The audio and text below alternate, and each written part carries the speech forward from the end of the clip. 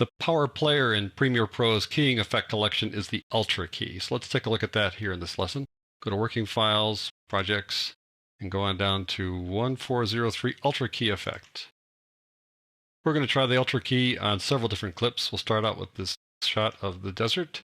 You have some blue and some red. So let's go to the Effects panel. Go on down to Keying and Video Effects and go find Ultra key, which of course will be on the bottom since it's a U. There we go. Double click on it to load it up in here after we select it. There we go. This works like the color key effect. You need to select a color. So I'm going to go over here and select a color. I'm thinking maybe up toward the darker area here, kind of the middle range between bright and dark. Hold down the controller command key to make that eyedropper get fat so you get a nice 5x5 selection. There we go. It immediately does some compositing. You can see the bottom layer start showing through. Now we need to work on this. There are several properties that we can adjust to make that work much better than it's working now. The best view to have from the output side of things is not the composite. The composite is the ending result. You want to work on the intermediary result, which is the alpha channel. You want to see what's transparent and what's opaque. Whatever is white is opaque. That means that you'll see the top clip wherever it's white. Wherever it's gray or black, you'll see the clip below here, some or all of it. If it's black, you'll see the clip entirely. If you see it's gray, it'll be a mix of the two. So your goal then, as you work with the Ultra key, is to make the sky as dark as you can, even approaching black, so it'll be transparent. So we need to work at the matte generation. We want to generate a nice matte here. So we work through these various properties. And basically, you just want to try to improve the quality of the matte. Try to make the black go down here without actually making any of this stuff turn gray. That's kind of your goal as you work along here. When you get down to the pedestal, that'll be the one guy that probably is the thing that does the most for you. So just kind of fine-tune things here as we go along. There's a little bit of transparency here that I don't want to have, but we'll leave it there for the time being and see what happens if we do the highlights. Adjust them a little bit, make them a little bit darker that way. Okay. If I go this way, it's going to blow them out, so we'll take them down a bit. Look at some of the shadows here and see how that works. You see we're picking up that foreground. Now we don't want that. Tolerance means how wide of a color range are we going to have. There isn't much tolerance to tolerance. It doesn't give you much latitude here. We're just going to increase it a little bit, but you see it doesn't really change much in tolerance.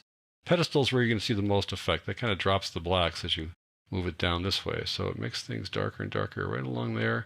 Pretty soon, it looks like we're going to get it just about exactly where we want.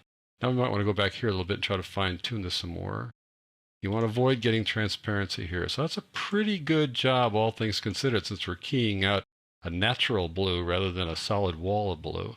So that's the end of the matte generation side of things. The next step is matte cleanup. You do matte cleanup when you can see what you're doing. So you go back to composite and take a look at it and take a look at your results, which looks kind of cool actually. Matte cleanup allows you to kind of pull the matte in, push it out a bit, soften the edges a bit, that kind of stuff. So let's take a look at the choke. See if we can pull the matte in or out. See, we're pulling it in now, bringing it closer to the objects there in the foreground. There it's out, there it's in. That's a little better, I think, a little tighter. You can soften the edges a bit. There you go.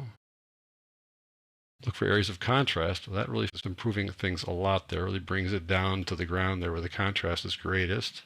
The midpoint doesn't seem to make that much difference as we get down there. I don't think we can fine-tune it too much more. This way is not where we want to go, but down here, a little bit more fine-tuning. Well, I think we're done now. The spill suppression is intended to be used when you're working with a green screen or a colored background where the color is spilling onto the character in front of the screen. That won't help any. And the color correction really is the equivalent of what's called the proc amp effect, where you can adjust the hue and saturation, things like that, which you can do with the fast color corrector anyways, so that's kind of superfluous. So these first two parts are the most important here, where you're working with nature, essentially. Let's move on over to the time-lapse, which is something where it's black, or it's dark. A whole different kind of scene here, and you wonder if the Ultra key will work on a dark area like this. So we just select this, make it active, double-click on it to bring it in, do the same routine as before. I want to make sure I go into the clip far enough where it's really pretty dark, like right around there.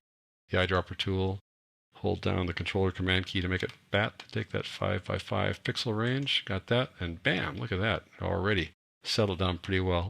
Let's look at the alpha channel to see how it works. See, it looks kind of dark gray as opposed to black, so it's not a totally good matte. Go back to matte generation again. Go through the process you did before, make that area darker. I'm going to make it black right there. Pull this down, go to the highlight. Not too many highlights here in this dark area. Plenty of shadows though. Let's see if we can work on the shadows a little bit. No.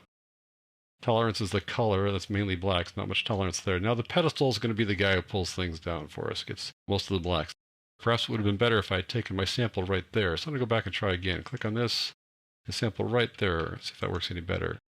Same little process as before. I think we probably were better off where we started.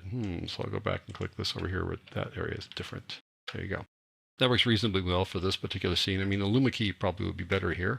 Let's go down to the composite view so we can see how it really looks.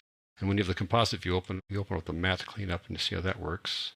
You can pull it in a little bit or spread it out. There you go. Soften the edges a bit, and you can see it more dramatically here than you did with the other clip. Look for areas of contrast.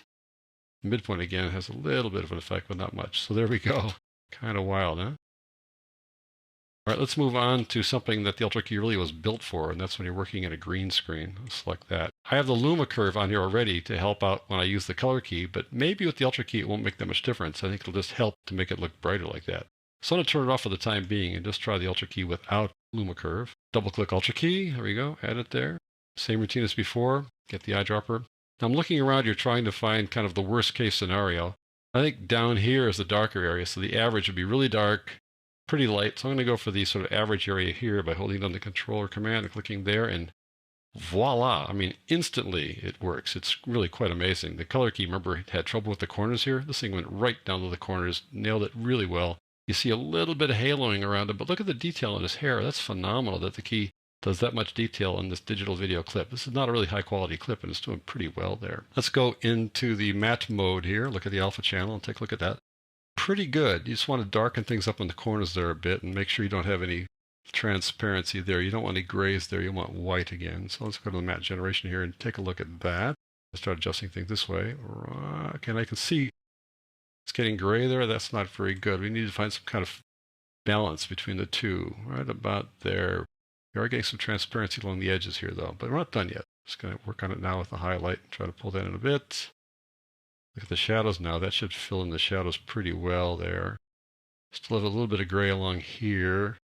Tolerance won't change much, but bring it to the edges a bit. Now the pedestal is the guy that seems to have the most effect here, and that works reasonably well. We got some transparency here, though. That might show up when we put the color behind it. But this DJ is so colorful, maybe nobody will notice that. That's reasonably good. Let's close that down and go back to the composite view now.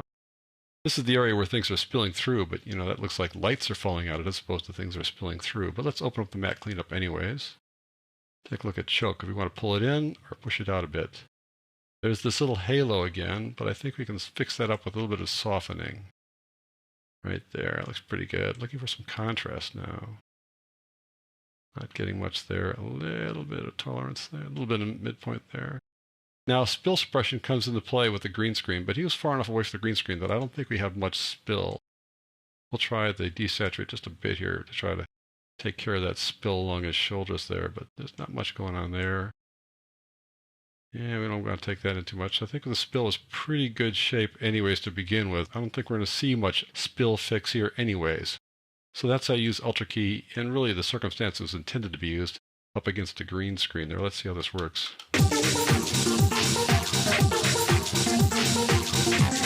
Pretty good. We might want to choke it in just a little bit, I'm thinking, because you see that green on his shoulders there, so I would maybe pull it in just a touch here. See how it's coming in, getting rid of that green on his shoulders? Yeah, that's better. That looks better. Okay, let's do one more thing here. We have this green screen here where my student Bruce Philpott put 4 of himself in one scene. This is one of the shots where he used a green screen to get him in with 3 other guys, 3 other versions of himself. What we want to do is make that green screen transparent, so guess what we're going to use? Use the old Ultra Key again. Just double click on that, bring it in. This will look a little different. I'm going to click right down here where it's dark. That's kind of the average area there. And I'll hold on the controller command and do that. And I'm not sure if you noticed that, but that's kind of hazy looking. That's not a really good job there at the get-go like this. Let's take a look at the alpha channel, and I can see that that's too soft. That's not dark enough. So let's again go to the matte generation. That's the first step here when we do this. Start dealing with the transparency. Look how we're making everything else transparent too. So that's not helping us much at all.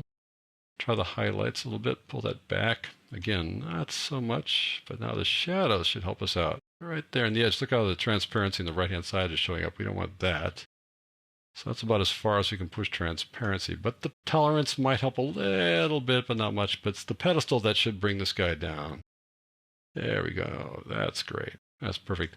And this stuff down here we're going to cover with a garbage mat anyway, so it's not that big of a deal. So that's a pretty clean mat. He looks pretty sharp, very little transparency. There's a touch right there where the handle of the handcard is. Let's close that down and take a look at the composite version now to see how that works. That looks excellent, really. That's pretty darn good. You do see a little bit of transparency, though, in the handcard. See how the chair shows through there? Let's go over here to matte cleanup and see if we can fix that a little bit. I think we're okay there. It's not so dramatic. We'll just have to accept. That's a little better. I got the contrast to fix that up a little bit. Pull the midpoint that way. There you go. Now you really can't tell the chair is back there behind his green screen. The last thing we need to deal with here is this little arch right there. If I turn off the Ultra key, it'll remind you that the green screen was held up by this little rim.